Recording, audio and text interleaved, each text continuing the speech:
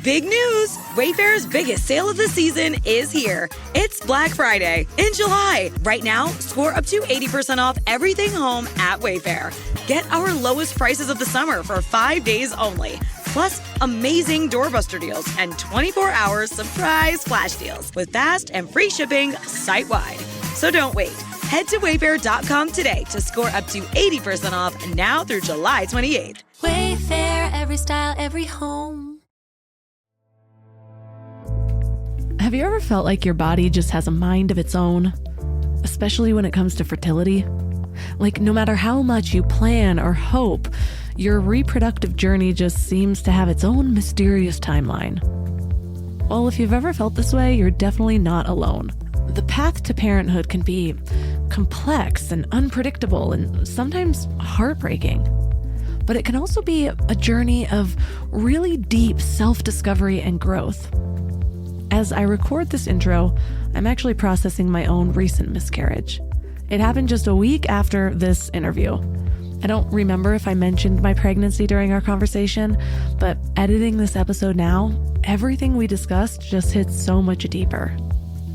This experience has really driven home for me how fertility is so much more than just statistics or age. And speaking of age, I'll be turning 40 next year, and I've made the conscious decision not to buy into the narrative about declining fertility. So even though the numbers might show a trend, I know that internalizing that belief won't do me any favors. And it's a delicate balance, isn't it? On one hand, we want to be informed and realistic. On the other, we need to protect our mental and our emotional well-being. So it's about finding that sweet spot between being proactive and allowing things to unfold naturally. But it's all just reinforced for me the importance of taking a holistic approach to health.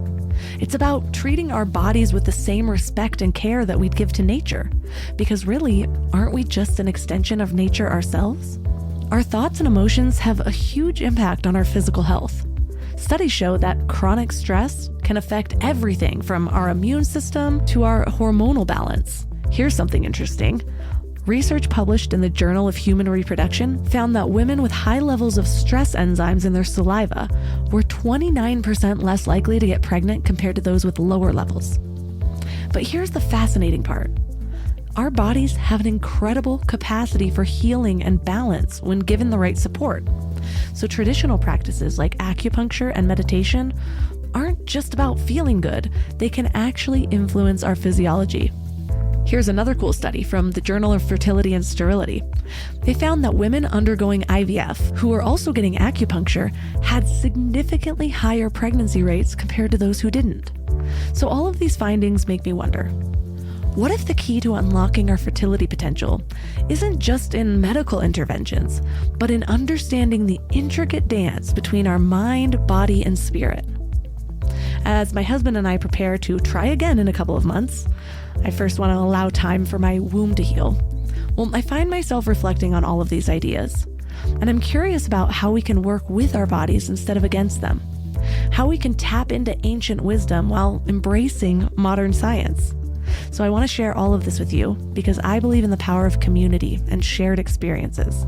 So whether you're actively trying to conceive, thinking about it for the future, or just interested in holistic health, I think you're going to find a lot of value in this conversation. And remember, this is not about finding a magic solution or a guaranteed outcome. It's about exploring different perspectives, gaining new insights, and hopefully finding some tools that resonate with you on your own unique journey. Our guest is Michelle Oravitz. She's an acupuncturist specializing in fertility health. She hosts the Wholesome Fertility Podcast, a top-rated podcast where she interviews leading experts and best-selling authors and provides all of her own fertility wellness tips. So 3 key things we will learn are how the ancient wisdom of traditional Chinese medicine views the connection between the heart and the uterus, and why this matters for you. The power of conscious creation and how your thoughts and visualizations can influence your reproductive health, and practical techniques to reduce stress and promote the free flow of energy in your body, which can possibly enhance your fertility. Let me ask you something. How much time did you spend last week thinking about what to eat? Planning meals, making grocery lists, wandering around the store like a lost tourist. I used to waste entire Sunday afternoons on this, and it was exhausting. Then I found Hungry Root. Hungry Root fills your cart with personalized picks and plans your week of meals, getting smarter with every order. They have over 15,000 recipes to choose from each week, and most are ready in 15 minutes or less. I'm actually headed to Michigan this week, and I had my Hungry Root order delivered there. So I already know that I have meals ready and plenty of snacks for the kids without scrambling to find a grocery store. It's just handled. And what I love most is their smart cart technology. It learns what I actually like and then recommends groceries, recipes, and supplements just for me. So no more buying spinach that rots in my fridge. They screen out over 200 additives and only source high quality ingredients. The time I've gotten back has just been life-changing. So take advantage of this exclusive offer. For a limited time, get 40% off your first box, plus get a free item in every box for life. Go to hungryroot.com/mindlove and use code MINDLOVE. That's hungryroot.com/mindlove, code MINDLOVE, to get 40% off your first box and a free item of your choice for life. hungryroot.com/mindlove, code MINDLOVE. This show is sponsored by BetterHelp. You guys, workplace stress is killing us. 61% of people are dealing with stress levels that are way beyond normal. So if you're feeling it, you are not alone. I used to think I could just push through everything, work harder, sleep less, pretend I had it all figured out. But that approach nearly broke me. I am all about following your joy. If that voice in your head is telling you to make a change, listen to it. Maybe you are ready to quit your job. Maybe you do need to flip your whole life upside down. But either way, you need support and tools to navigate it well. And that's where therapy comes in. Modern therapy teaches you how to set boundaries without feeling guilty, how to manage anxiety before it spirals, how to make big moves from a place of strength instead of desperation. And BetterHelp has over 30,000 therapists and has helped 5 million people worldwide. And you can talk to someone from your couch. No waiting rooms, no awkward scheduling. Therapy gives you the clarity on whether that voice telling you to make a change is your intuition or just the Sunday scaries. But either way, you deserve support. As the largest online therapy provider in the world, BetterHelp can provide access to mental health professionals with a diverse variety of expertise. Unwind from work with BetterHelp. Our listeners get 10% off their first month at betterhelp.com/mindlove. That's BetterHelp, HELP.com/mindlove. There are so many different things that can impact fertility, including environmental toxins and endocrine disruptors. Now, it's hard to totally eradicate them from your life, but it can really empower your journey to know what to get rid of, what's important, to clean your house, and once you do it, at first it's overwhelming, but once you do it, it's like breathing. You just get used to it. So there are definitely so many different aspects. Unfortunately, we do have a bit of an uphill battle now because of the environmental toxins and all the chemicals that we're exposed to. Turn up your frequency with Mind Love. Bite-sized brain hacks for seekers, dreamers, and doers. It's time to give your mind a little love with your host, Melissa Monti. So what inspired you to explore the connection between ancient wisdom and modern fertility? Such a great question. And it's a long answer, but I will answer it as quick as possible. I actually started out as an architect, and I had irregular periods from the time I started my period at age 13. And I remember going to the doctor thinking, at 17, it was a couple of years already. My mom was like, "Oh, let me take you to the doctor. He's, he's a women's doctor." She was explaining to me, because at the time, who knows what a gynecologist is. So she's like, "He can help you with your periods." And I remember being really excited. I'm like, "Okay, I'm going to go to the doctor. He's going to give me a solution." And I left with the birth control pills. So I was like, "Wait, how's this going to fix my period?" And he's like, "Well, it's going to give you a monthly period." And I'm like, "Okay." And I go, "What happens when I stop?" And he said, "Well, you're going to go back to now." And I'm like, "Well, okay." How's this going to fix anything? So of course, years of going on and off the birth control pill and kind of going through my own 12-year journey of irregular periods, I finally realized I had to do something different. And I went to an acupuncturist that my mom heard about. And it just so happened to be that, she heard he was good, but it just so happened to be that he was actually specialized in gynecology in China, from China. So in China, they typically combine Western and Eastern training. And he basically, whatever he did, completely regulated my cycle. And I was amazed because nothing else had worked. Like nothing else had worked. But then I also felt so much better in general. And I was like, this stuff is incredible. I was blown away. Like, what is this? But I was always interested in natural medicine. I always had kind of like an intrigue. I remember my grandmother used to talk to me a lot about natural remedies, and I was always really fascinated by it, but I never went to school for it. And I was like, I really wanted to change my career. And of course, it was a hard thing because you invest so much time in one. And finally, I just made that decision with my husband's support. He kind of pushed me. He's actually a Western medicine doctor. And I went back to school, and I've always wanted to work with women's health. It was just something that I was very intrigued by. But I think to myself now, looking back, Dr. Lee saved my fertility. Like who knows what would have happened had I had such irregular periods. We were just talking in the pre-talk about just when to know when you're ovulating. Like I had no idea if I was ovulating. Like I don't know what was going on in my body.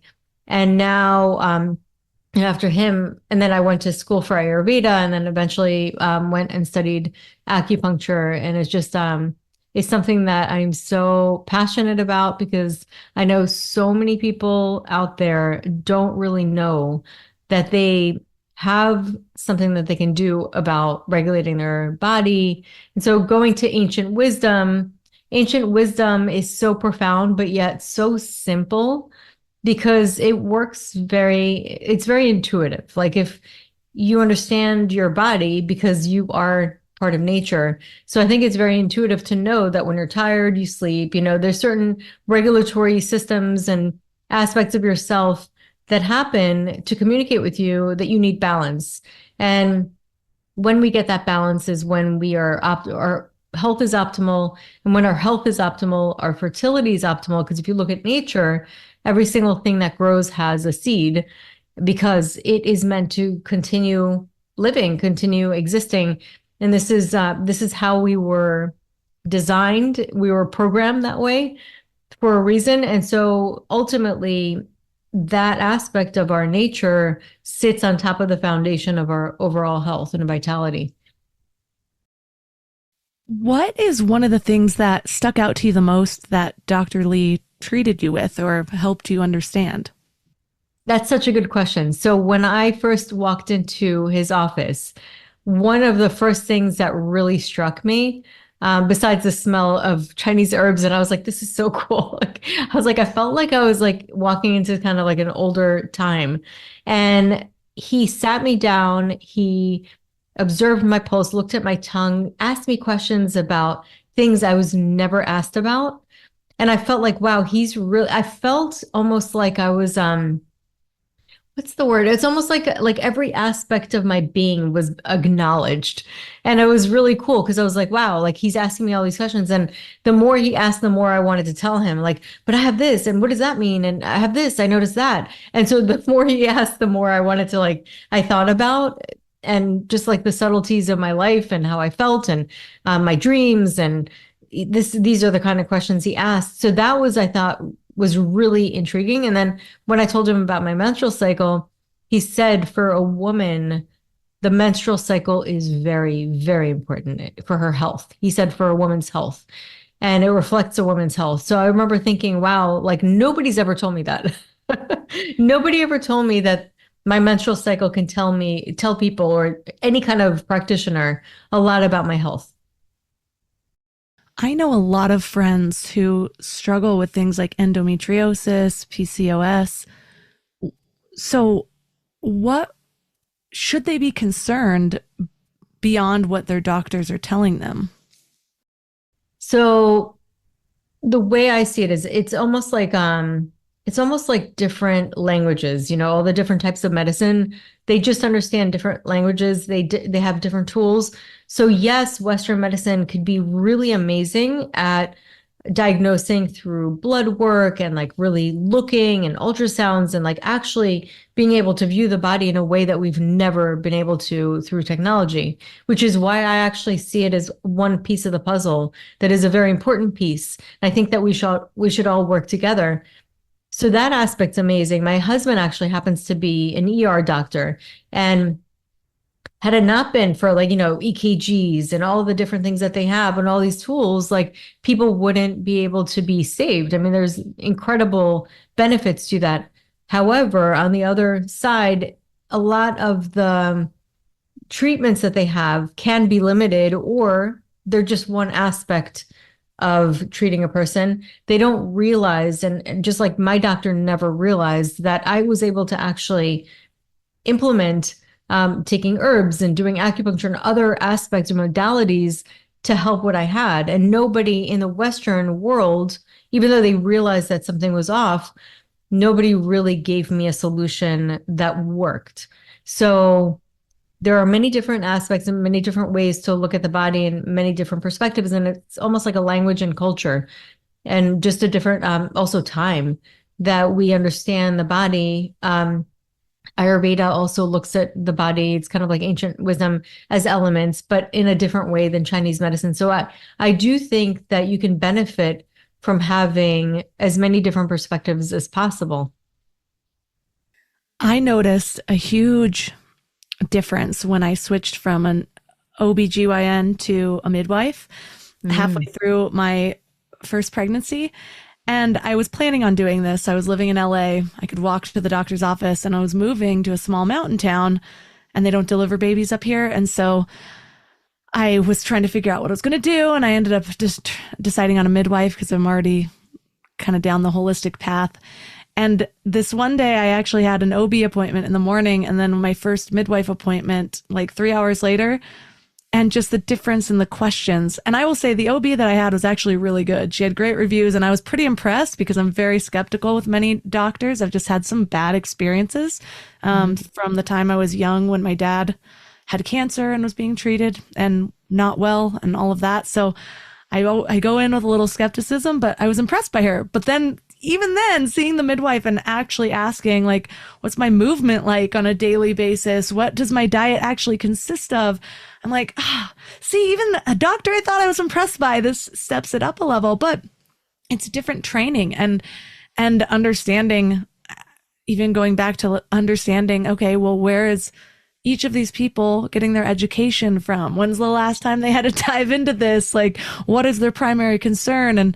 And that can help you align with what's important to you when you're looking for a health practitioner. But I totally agree with the diagnostics in one. A lot of times I'm like, okay, there's something off.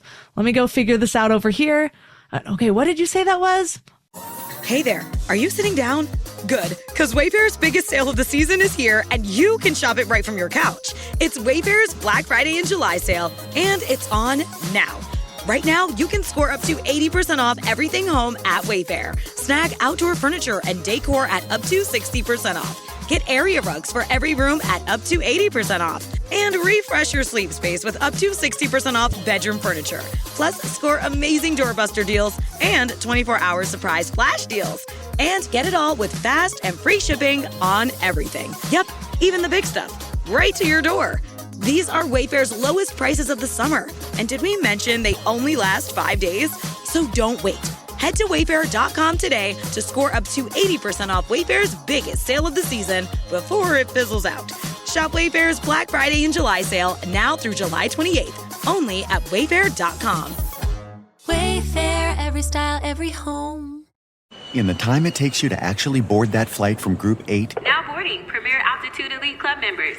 you could have bought a Hyundai on Amazon. Yes, that Amazon, where you buy everything else. Mid-tier Altitude Elite, feel free to board now. So while you're waiting for them to make up new boarding groups, you can order your dream car and the dealer will have it ready in no time. Now boarding groups 1 through 7. So close.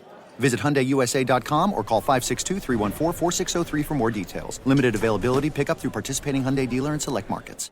All right. And then I just ignore the treatment protocol and go somewhere else to figure it out.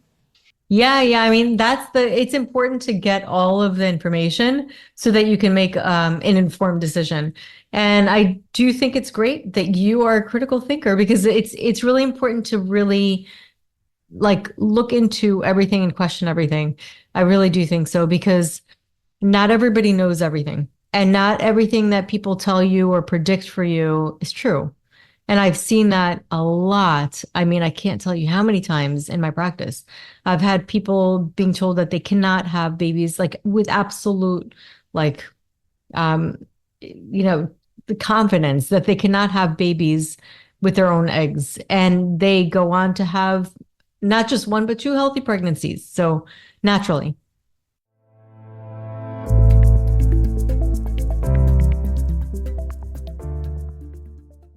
I know you prefer the term fertility challenges over infertility.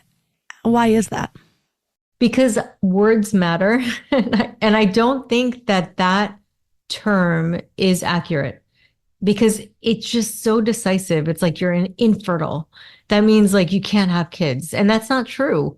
Many times it's just that you're going through fertility. I feel like fertility challenges describes it because you're having a challenge conceiving for a certain amount of time, but it's a snapshot in time. If we kind of like solidify and say, okay, it's concrete, then I feel like our minds will identify. And I'll tell you, identification is so important. How we identify ourselves is so important. And if we identify as somebody who's going to be able to conceive or like believe in that ability or that we're able to overcome, I just feel like you don't want to mess with that. I think as a practitioner to tell somebody, hey, this is what you are and you can't do this, or, give them sort of this blanket statement. I do think, just also I studied hypnotherapy because the mind is so fascinating to me. I just know from that aspect, and even like there's science behind it too. Like our minds are incredibly powerful. And there's the placebo. They looked at that as almost like something that got in the way of figuring out if a drug worked or not. They looked at it as a nuisance. But it's like, this is so important. If that is something that's happening, like, why should we not look into how powerful our beliefs are and how that impacts our body? So it's a real thing.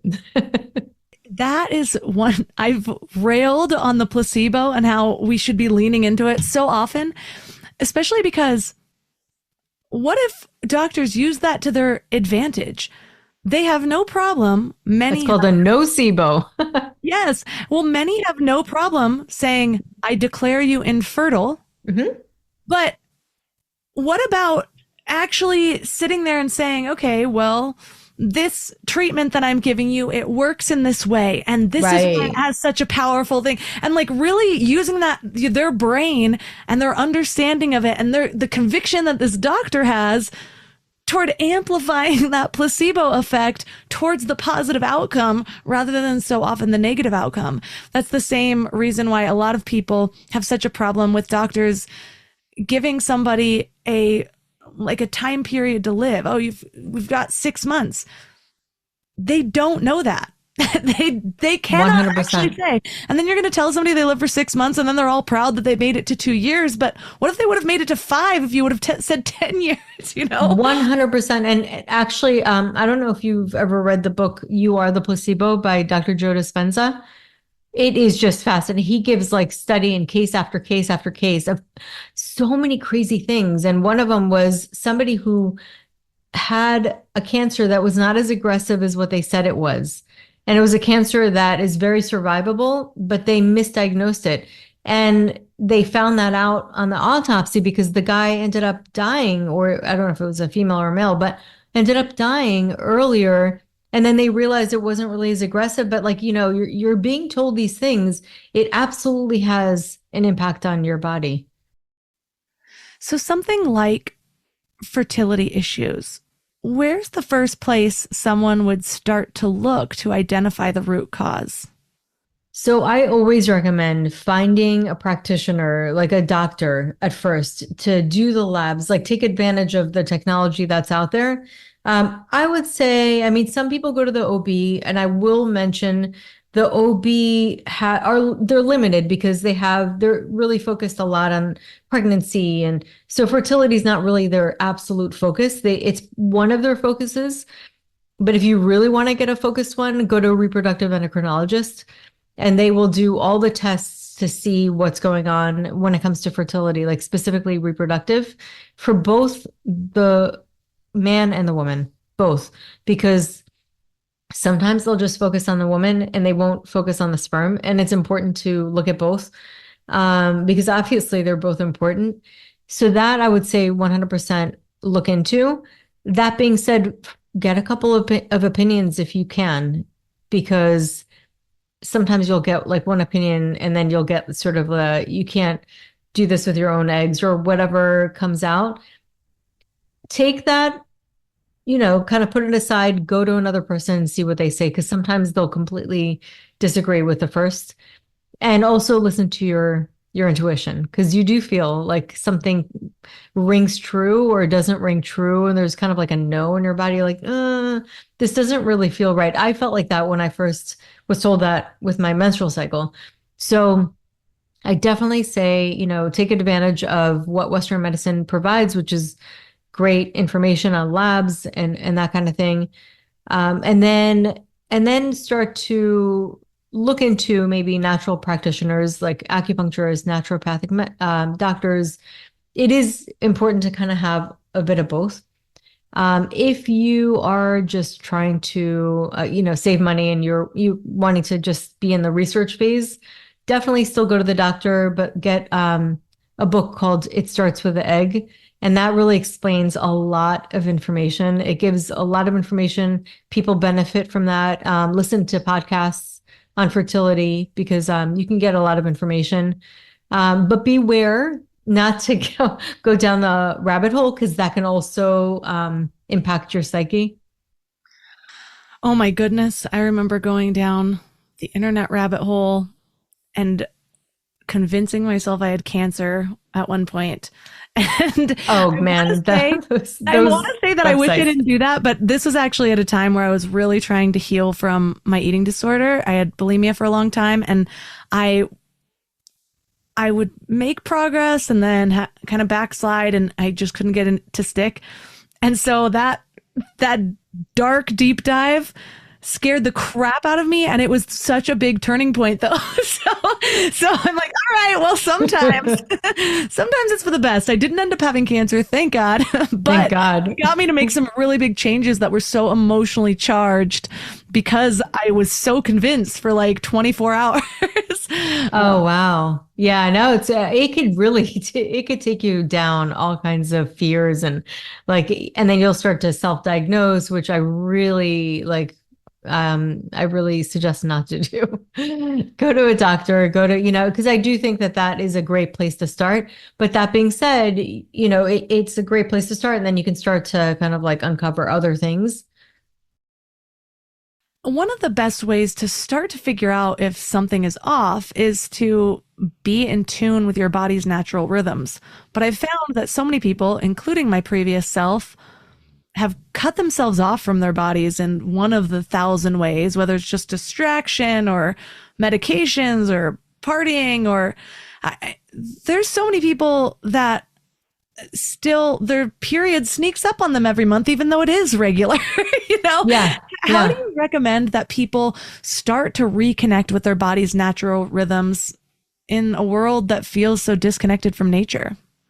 That is such a good question. It really is true. We are so disconnected from nature. And I think first of all, just that awareness, like you were saying, you kind of just mentioned, is what we do is we override. So it's kind of like, I don't know, your IT guy comes in and you're like, your computer does something, and then he goes into the hardware and he like overrides whatever command is normally there. In some senses, sometimes you have to do that. If you're hungry and something's imminent and you have to like get out of somewhere, you don't listen to that hunger. You listen to whatever else is going on. And so that's our ability to override as humans. And we start to make decisions, executive decisions, and then implement them. However, we can get to a place if we're like working at a job that we get bonuses for not getting sleep and doing really well and getting all kinds of rewards for that kind of behavior, then we're going to override our fatigue. We're going to override our hunger, or sometimes even, we've all been there where we worked so hard we didn't even realize we had to pee. So those are the kind of things, or drinking too much, or drinking too much caffeine and not sleep, rather than getting the rest that we need. We're overriding that, and we're kind of trying to like get that quick fix. So it's habits. It all starts with habits, and habits are just something that works, kind of like lives in the unconscious mind, and it's in the background, and it typically thrives when we're not aware. And one of the biggest ways to overcome that is awareness, to realize, okay, what am I doing that's really not working for me? And like, what habits do I have that are not working? So like awareness is always the first step. And then from that, we could implement little things, or attach new habits to old habits, and little by little start to listen to our bodies. I love interoception, when you're getting into your body's subtleties. And one of the best ways to do that is through meditation. And meditation and things that regulate our nervous system and allow our bodies to get into this relaxed state that it needs, or whatever it needs, so that it's not in fight or flight. Because I think typically many times when we do override whatever needs we have, we're usually in fight or flight. And that causes us to override like what our bodies are telling us. So really listening to our bodies, having a place where we can communicate, even journal, just so we can listen to ourselves and connect with that inner wisdom. And meditation is, honestly, if there's one thing you can do, I would say start looking into meditation. One of the most life-changing things that I finally made a daily habit after like 8 years of trying to be a meditator. Yeah. And I feel the days that I don't meditate, so I totally second that. So people are listening to their bodies. Are there any instances where even just subtly listening to our bodies can reveal hidden fertility blocks that conventional medicine might miss? Well, I wouldn't say use it like instead of diagnosis, or something that or assume that it's, anything is I'm also strong. meaning, are there subtle things? Because certain times people are like, okay, well, I'll go to the doctor because things get so bad. But what are those like subtleties that might be at the very beginning that you could only really find by listening to your body? Or are there any? Oh, yeah. I mean, even getting cramps in your menstrual cycle, that is definitely, it's not so subtle when you're actually really going through it, but those are things that are alarms. You're not supposed to get like severe cramps. So those are things that could possibly be endometriosis, maybe, not always, but this is one of the things. If it's so severe and you're getting nauseous and you can't even like stand it, that's something where you might want to go to your doctor and get ask for a laparoscopy, or that's the only way you can actually diagnose endometriosis. But if that's the case, and sometimes it's very severe, then you'd have to do surgery. Sometimes doing surgery actually clears out tubes, and you know what I mean? So it opens up to a possible pregnancy in the future. So those are things that people have noticed just by becoming aware of their body. Or food sensitivities. Do you feel bloated with certain foods? Because if you have this constant inflammation in the background due to food sensitivities, that causes overall inflammation in your body. Your body's focused more on the inflammation. That can also trigger autoimmunity, and it can also cause the body to lose energy because it's so focused on this background. It's almost like having apps open in the background, all these other things going on.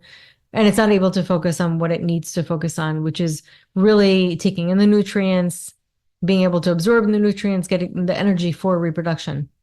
So it's just like 2 examples. What about emotional well-being? What role does that play in reproductive health? Everything. I mean, it is so important. I can't even stress that enough. I mean, for overall health, it's not even just for fertility health. It's for overall health. And they've seen a connection. And I talk a lot about the gut because the gut's really important for fertility health. The way we see it in Chinese medicine and even in functional medicine is that all parts are really important for the whole. So gut health actually is very, very important for for your fertility health. It helps with absorbing nutrients, which helps with qi and blood and Chinese medicine. So there have been studies that have shown that there are certain types of mental conditions or disorders, such as bipolar, even ADHD, things that aren't as like severe, or major depression, so it goes from severe to not as severe, but there's correlation with that and your gut microbiome, which is pretty crazy.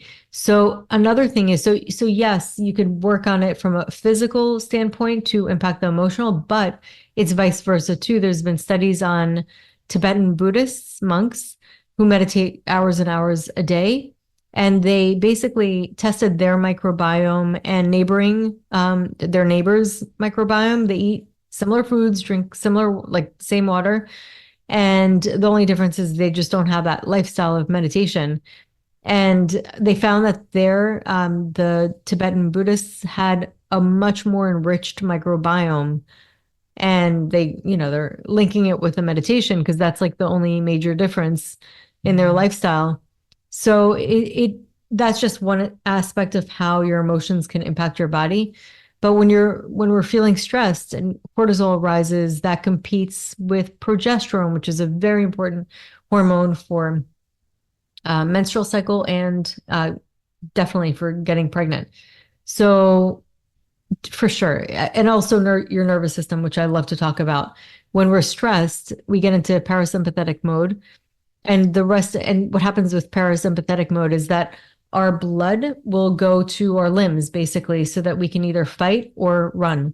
And when that happens, where do you think it's leaving from? Your internal organs, because at that moment, survival is always going to be a priority for the body, not your well-being in other ways, because you have to live, you have to continue living.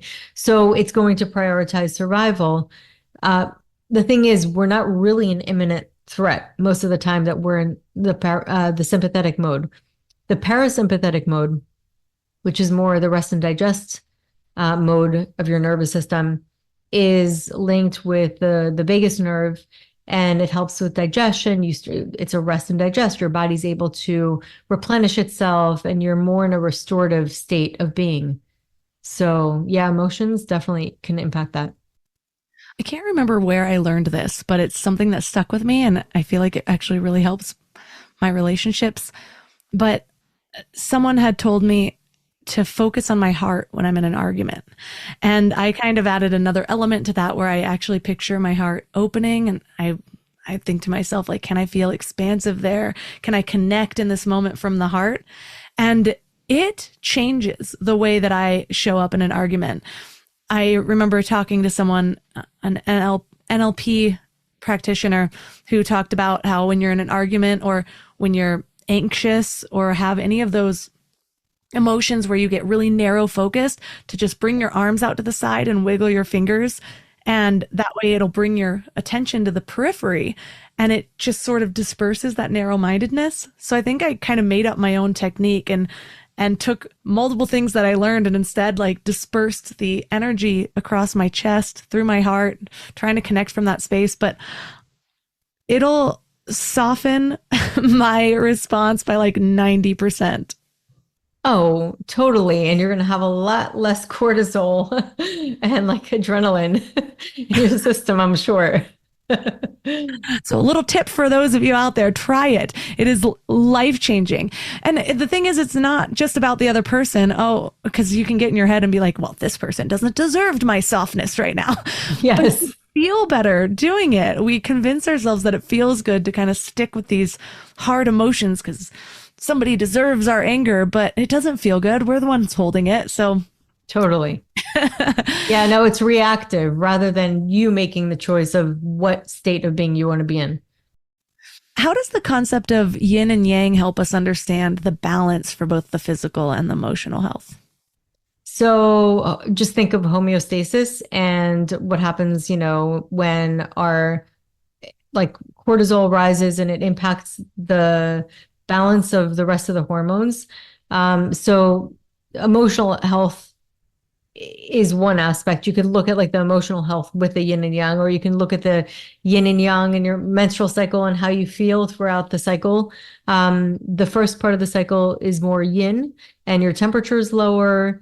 And then the second part is more yang. So yin is more of an estrogen. Estrogen is more of like a yin hormone. It will produce more moisture. People will retain more water with estrogen. And then progesterone is more of a yang hormone, and your temperature increases in the second half, if anybody's ever done the BBT. That being said, you also feel different around that time. And your peak time is your right when they are both perfectly balanced in theory. But when they're together, they come together in during your ovulation. And that's typically, they've done like studies, and I've seen even a show where a woman starts to look prettier, like their faces actually change because it's your natural way of attracting your mate, and you feel more vibrant around that time. So they say always like, do these amazing projects or whatever you need to do. If you have to do a presentation, do it around your ovulation. So that's just kind of like one example. I mean, there's so many different ways that we can see it, but it's very intuitive.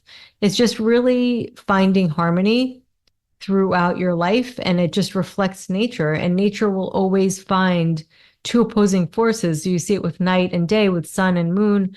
There's always two opposing forces that keep each other in check. And that's typically what happens with our hormones too. We have our pituitary that releases hormones. If our body's not reacting, it increases it. Everything that happens is in order to create homeostasis, and homeostasis is in order to live. So to reflect that in the mind, you can look at it as like a lot of the Buddhist teachings of being in the neutral mind. So we have this push and pull in that in our lives, and that's what really leads to suffering. So the push is like resisting what we don't want, what feels uncomfortable. And that's like what you were saying before, you want to get hard, and, in an argument, you want to kind of get hard and resist. But you're actually like leaning into it rather than doing that. So the resisting what we don't want, and then the strong desire, desperation for what we do want, this attachment. And those two things, these two opposite poles, keep us out of alignment. When we let go of all of that and just stay neutral in kind of that center line, that is when we find harmony. And Taoism is basically like what Chinese medicine is based on. And Taoism translates as the way. So it's always kind of like that golden trail in the middle. And the now is exactly another example of that, because it's not the past and it's not the future. It's right here, right now. It's this kind of portal. Eckhart Tolle talks about that. It's kind of like that is the way. So when you find that neutrality, that is kind of that flow state that we often find. I'm always fascinated by the understandings that different cultures have. Ram Dass or Alan Watts talks a lot about Taoism. And one of the just anecdotes he brought up at one point was how if you look at a portrait in cultures that follow the Tao, it'll look like our version of a landscape, and there'll be like a little guy in the corner. Whereas with us, it's like a head or a torso or something like that. And it just shows their understanding when they're thinking about a person. It's not just that person's head, like we look at them, it's the whole scene. It's everything around it. And I love that. It brings me back to one of the other teachings that really had a big impact on me was the headless way. And he talks about, it's kind of weird to understand in just one tidbit, but a portrait that somebody following that drew was actually just a picture of his viewpoint. He could see the window, his feet up. It had nothing to do with his head, but he says how you change in every moment. You're not just this person moving through. The world is moving through you, and with every interaction you're changing. And so just these little things deepen my understanding of not just other cultures, but actually other ways to view things. And I know that other cultures have female deities that are deeply connected to their fertility. How does that enhance our understanding, or what have you picked up from learning about that? That's a great question. I actually wrote that in the book. There's one aspect of it, which is Guan Yin. I've always been intrigued by Guan Yin in the past. I've always like heard about it. I was like, oh, what's that? You know, she seemed like interesting. There's something special about her. Well, she's the goddess of compassion, but she's also the goddess of fertility. And I think that through archetypes, you know, people used to actually in ancient China, they used to pray to her during the full moon and the new moon in order to conceive. So if they had struggles conceiving, they would pray to her. And there's something really special about her archetype, just like there is for all the different cultures. We have many female energy, like deities, archetypes, Mother Mary, you know, you have all these different ones that you see throughout different cultures, and they're all really heart-centered, you know, coming from the heart. Chinese medicine, the heart's actually plays a really important role on the uterus and opening the uterus. And oxytocin, we know, also starts labor. What does that do? It opens the uterus. If you want to kind of like talk about a representation of that. So it tells you a lot about how love plays a role in life giving. And I feel, I mean, you know, these are archetypes and you can kind of make meaning of it or interpret it in many different ways. And I think that it is left up to interpretation. And one of the ways that I see it is that what does that have in common? And it really is, it's life-giving. And you know that babies can't survive without love. They cannot survive without love. They need love. And animals respond to love, like life responds to love. Even plants respond to love and attention and care. And so that nurturing, that aspect of it is heart-centered, it's compassion, it's love, but it also breathes life into what it focuses on. I just was talking to somebody on Saturday about her fertility journey. She was told she couldn't conceive naturally, went down the whole IVF route.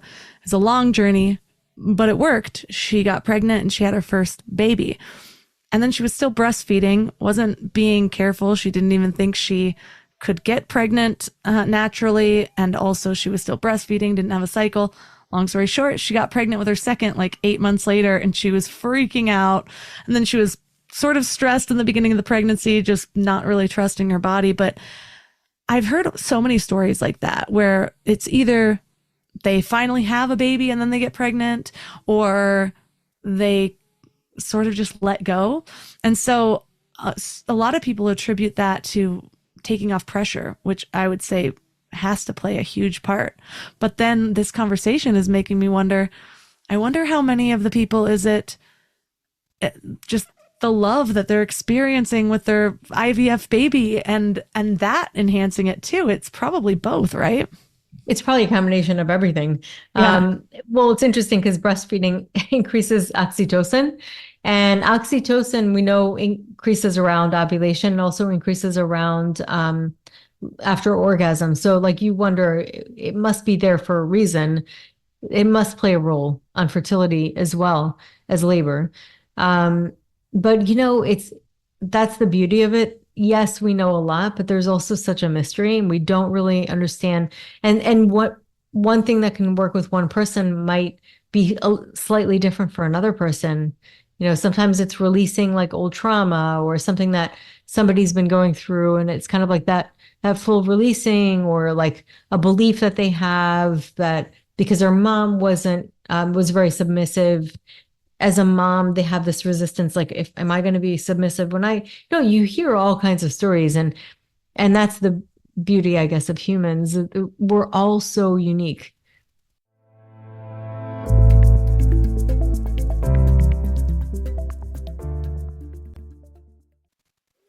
So how can couples that are trying to get pregnant, maybe struggling, is there a way to use a love and compassion practice of some sort to improve their chances of conception?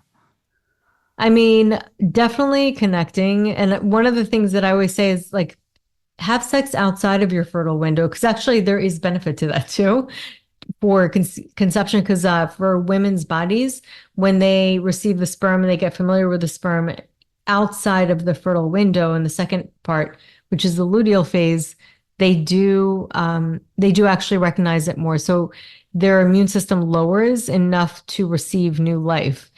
because it is an invader. Like that's something to kind of keep in mind. People don't really think of, but it is an invader, and there are certain immune systems that will try to shut it down from happening. So it gets the body to make more friends with it. Plus, it also takes out the pressure of like, oh my God, we have to have sex around this time. Then it's like more time spent, really spending time looking at each other's eyes, really connecting. But then on a separate note, the loving kindness meditation I find to be really helpful into getting yourself in the heart center, really connecting with that heart center. Joe Dispenza does a lot of meditations where he connects with the heart center, but there's also something called Heart Math. And Heart Math Institute, it basically measures heart rate variability and also heart-brain coherence. And so they found with higher heart-brain coherence, there's a connectedness or a feeling of connectedness and more of like a loving feeling and a connection with other people and feeling of well-being.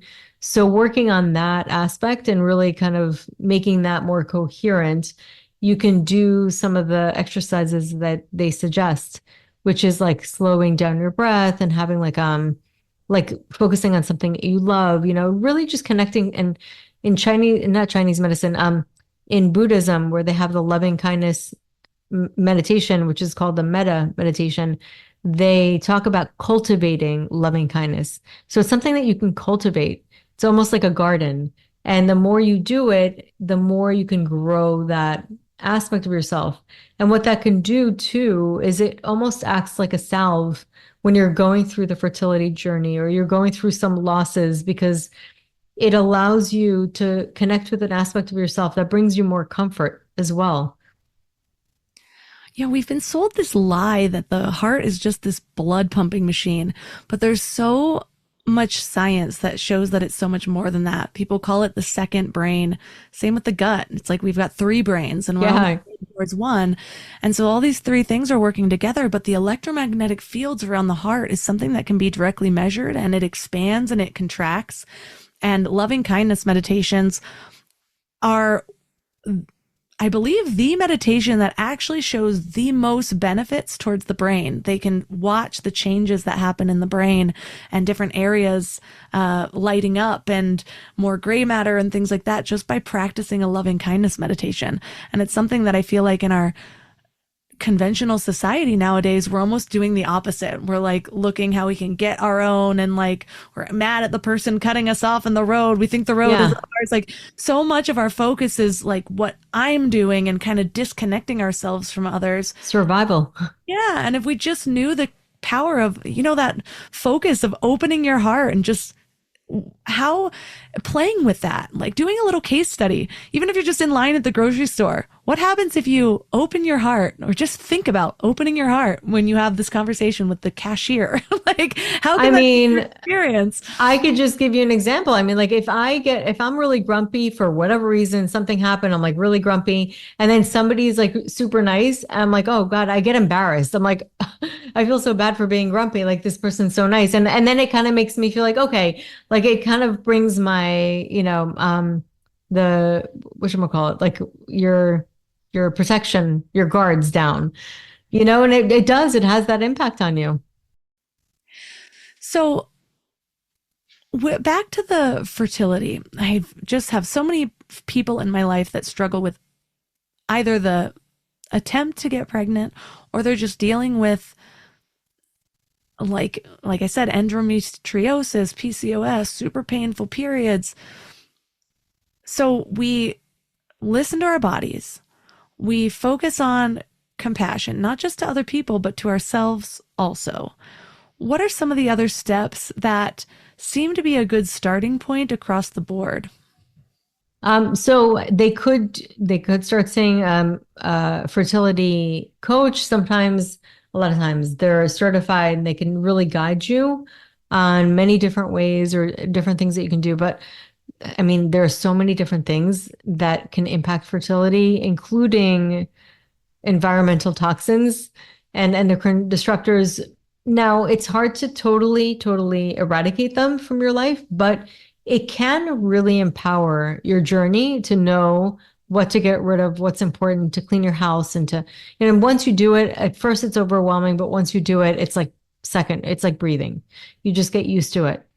So there are definitely like so many different aspects. Unfortunately, we do have like a bit of an uphill battle now because of the environmental toxins and all the chemicals that we're exposed to. I mean, things that are banned in Europe, just not banned here, unfortunately. So it is kind of a little bit of an uphill battle. And I do want to mention that aspect of it because we're talking about the psycho-emotional a lot. But there's also diet specific to you. There's gut testing to see what's going on. And a lot of times you will get that with either fertility acupuncturist, functional medicine doctor, fertility coach, and that kind of thing. So that can help. I went through the process of cleansing my home of toxic things. Yeah, so years. I mean, I remember laying out all my makeup and I was like, okay, which thing goes first? And it was just sort of a slow rollover and just... It's overwhelming at first. But it was easier to think, okay, when each thing runs out, the thing I replace it with will be something better. And so it might take you a couple of years, but then before you know it, you're just sort of in the cycle. What have you found are the top offenders? Like if people were going to start somewhere in their house, what might have the biggest effect? So the first thing I would say, anything that like really has contact with your body would be the first thing. I would say start with the pesticides in your food or what you're taking internally or the water you're drinking or the plastics that the water is in, now that being said, I just want to say when I'm away, I drink out of plastic bottles, but when I'm at home, I have it filtered. So you're not going to get it all 100%. And I would say, don't let yourself get too stressed out about it because that's a different type of toxin that can happen. But anything that you're taking internally, I would say that would be like number one. First things first, make sure that whatever you're taking into your body through your mouth is clean. So I would say go organic. And here's another little tip is you can get frozen organic vegetables and fruits and for cheaper and they'll last longer and they're frozen at their peak. So sometimes they're even better quality than the food that you're going to find out in the produce that's organic. So that's just kind of like a little tip to make it a little less overwhelming. And then, so I would say definitely do the organic. And then if you want to save some money with that as well, you could look at like the Dirty Dozen, which are the things that you want to, and every year it's a little different. So you look that up on the internet and you'll see which ones are the worst and those are the things you absolutely have to have as organic because they absorb the most pesticides. Then there's the Clean 15, they say, like there's some fruits and vegetables that you can sort of get by without having organic because they either have a really strong peel and it doesn't get into the actual flesh of the fruit. So look into that. And so that's one of the things. And then secondly, what you're absorbing through your skin. So cosmetics, so you're going kind of like internal first and then external on your skin. And then you can continue on to like laundry, cleaners, pots and pans. That would say that would be like the first, because that's what you're eating. You're taking internally. And some of those Teflons and like a lot of those have toxins in them. I hope nobody has Teflon anymore. Watch Dark Waters on Amazon Prime. Telling you. Yeah, it's crazy. Crazy. Another really fascinating area that you talk about is activating our reproductive chi. Tell us about that. So qi basically in Chinese medicine, just for anybody who hasn't heard about it, similar to prana, prana is sort of like the Ayurvedic medicine speak or the Vedas. Qi is life force vitality. It's basically what makes us move. It's the difference between a living person and a dead person. A living person has qi that to animate them. And that's like that life force that you see in a person's eyes when they're like really alive. And you could see the difference if somebody's not feeling well. Their eyes can have a little less luster and like shine. And that translates into something called Shen. I mean, there's so many different intricacies in all the different aspects of Chinese medicine, but that, So chi is basically your life force. It's your energy.